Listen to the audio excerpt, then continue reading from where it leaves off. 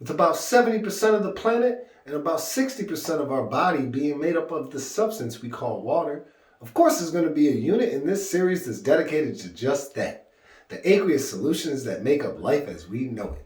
So grab some scuba gear, take a deep breath, and let's dive in.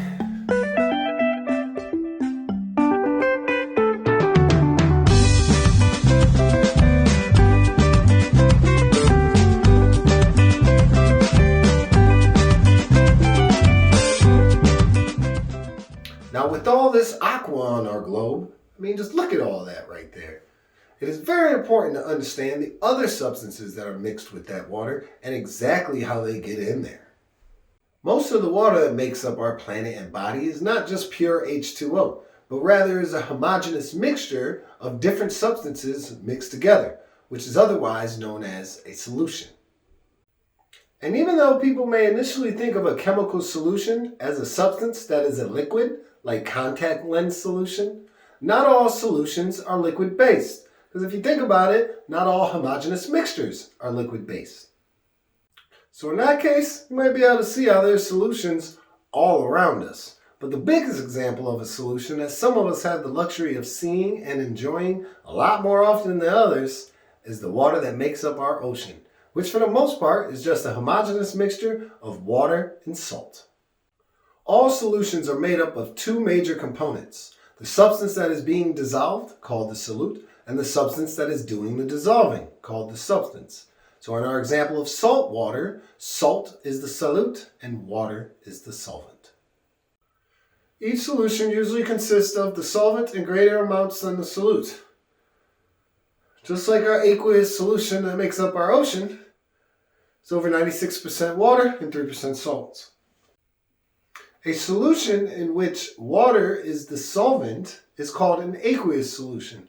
But as we said before, not all solutions end up in the liquid phase.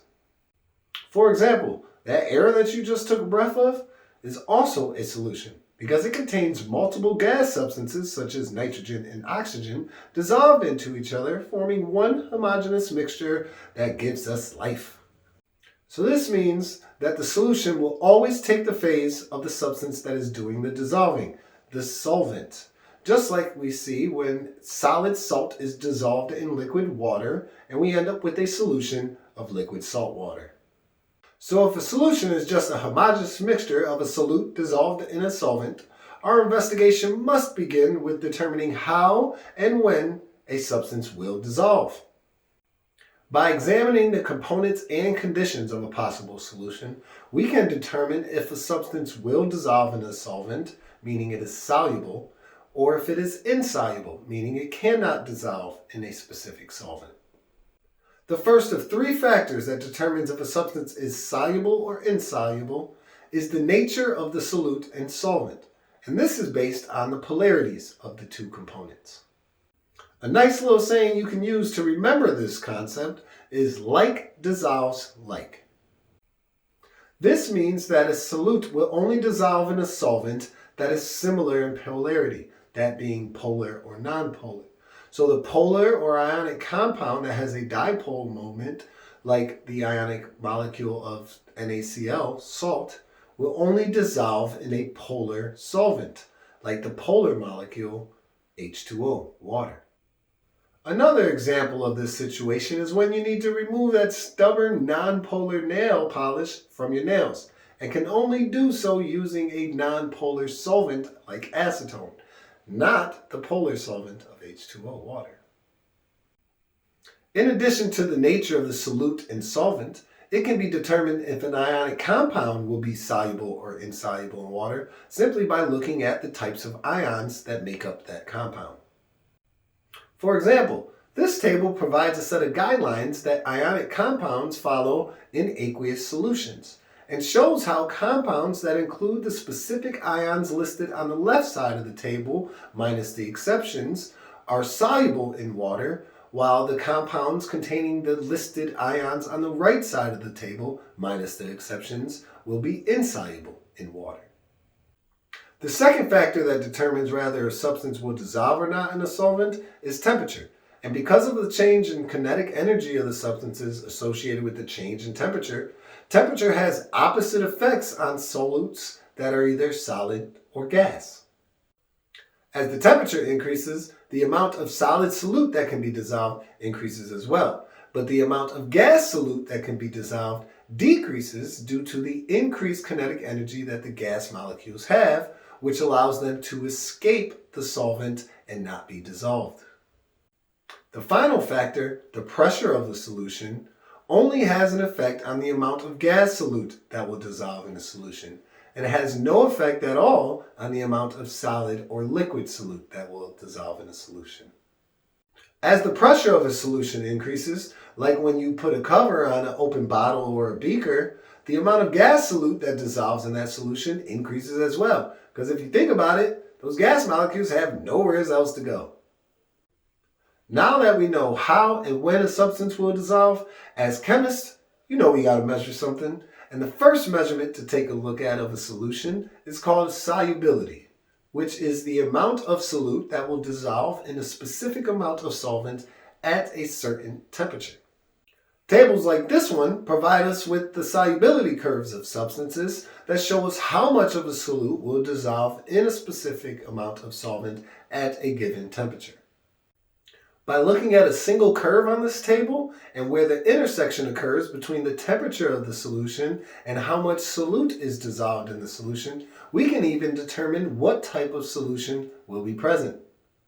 When the plot on the graph of the temperature and the amount of solute is exactly on the curve, that solution is said to be saturated, meaning the maximum amount of solute is dissolved in that solution.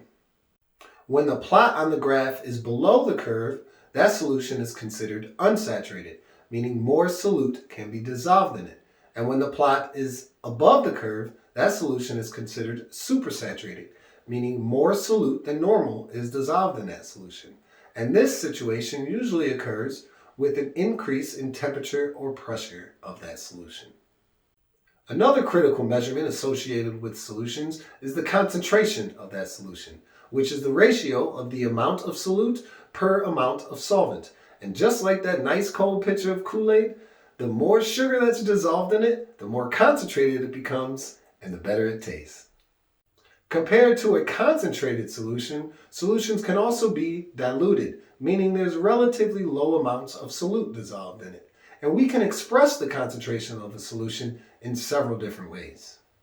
We can define the concentration of a solution in different ways, but to determine the concentration of a solution, we must perform a calculation of the amount of solute dissolved compared to the total amount of solution.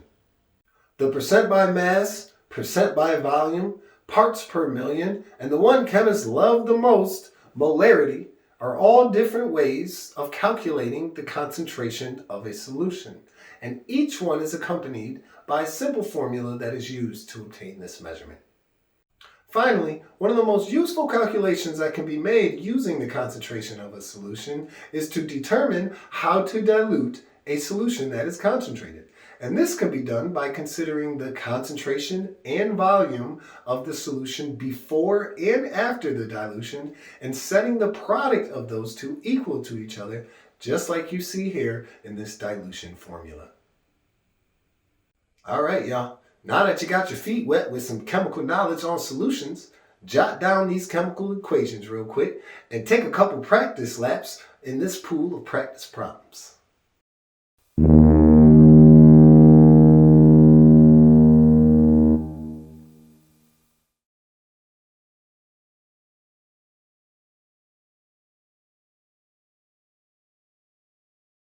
All right, y'all, we did it. We're done. That's it for the day. Thanks for watching, everyone. But remember, you matter, cause you're matter. So what is the matter? Have a glorious day, y'all. Thanks for watching.